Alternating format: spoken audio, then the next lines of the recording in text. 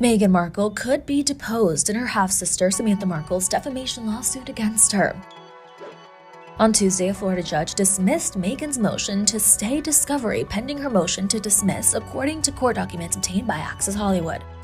Judge Charlene Edwards Honeywell ruled that the former suit star, quote, Markle does not show that unusual circumstances justify the requested stay, or that prejudice or an undue burden will result if the court does not impose a stay.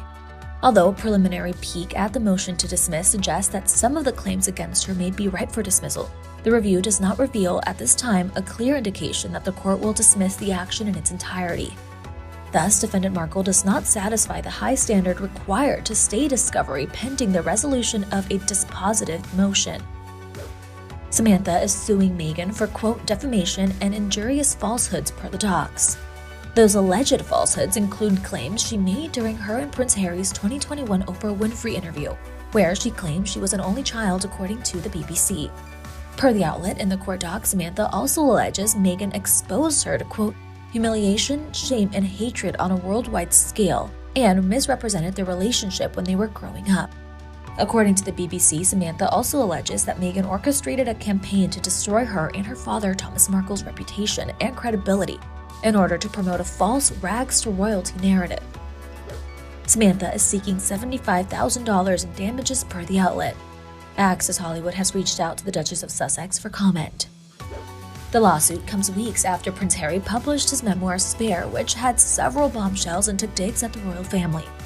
Access Hollywood spoke with DailyMail.com's Shirley Langston, who broke down some of the major revelations.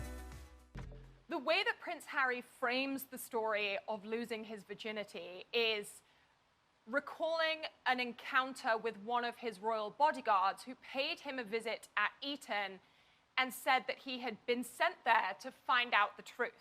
Harry immediately thought, oh, he's here because he's found out that I lost my virginity. He then proceeds to recount what he says was the humiliating experience of his first time having sex.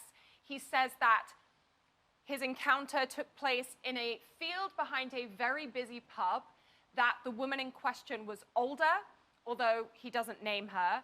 He says that she treated him like a young stallion, that he mounted her, and that after it was over, she gave him a slap on the behind, and off he went on his merry way. Now, he says that it was humiliating. He says that it was incredibly foolish because it took place in such a public area, and he was convinced that someone must have seen it happening. As it turns out, the bodyguard in question had been sent to Harry's school to ask whether Harry had been doing drugs, but Harry took that opportunity in the book to share a very intimate moment with what will no doubt be millions of readers across the world. I can't believe he's sharing all of this.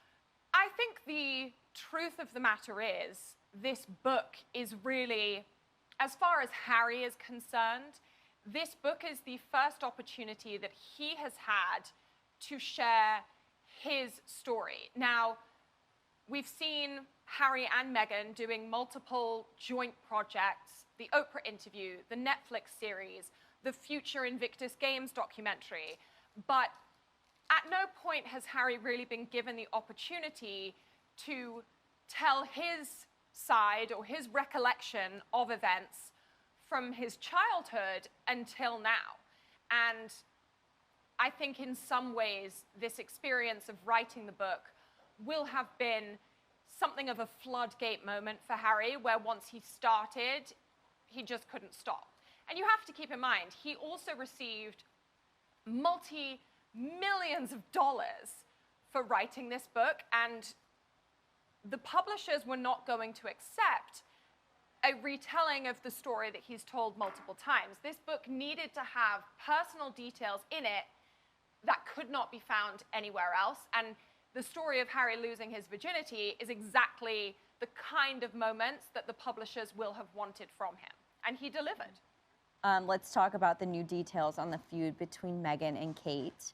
Harry says Kate had baby brain.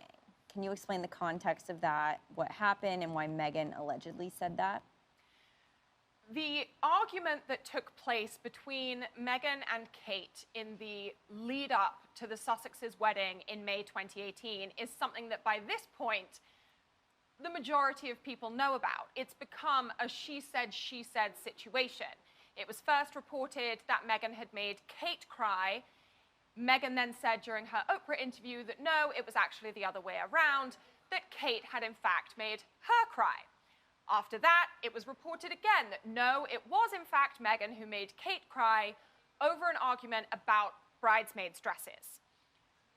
Whether or not we will ever find out the truth remains to be seen. However, Harry does admit that Meghan made a comment about Kate having baby brain because of her hormones, again, in the lead up to their wedding.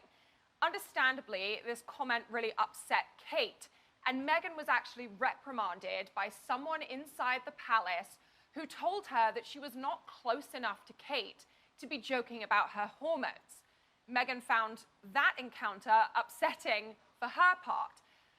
I think the reality about this whole controversy is that the two women were never bosom buddies. They were never best friends. And to hear it from sources who are close to Kate, she did all that she could to welcome Meghan into the royal family and to really show her the ropes, to kind of indicate to her best practices, as it were, the best practices of being a new member of the royal family. As far as Meghan is concerned, Kate did not give her enough support and didn't really treat her like a sister-in-law. She was more like a kind of, person who was making sure that Meghan was following the rules. So I think the truth of the matter is the two women were never really on the same side, nor were they really on the same page.